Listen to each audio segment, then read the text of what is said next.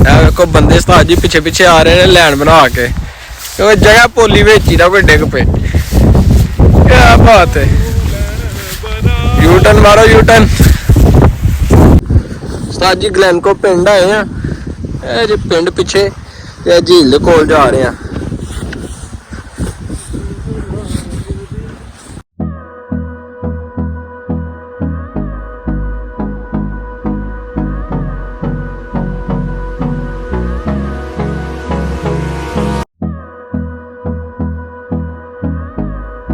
ग्लैनको पिंड है यूके का पिंड जी है। वेखो थोड़े जे घर ने चार इत्थे आए हैं। क्या ही नज़ारे ने पिंड दे भाई, चेक करो तुसीं।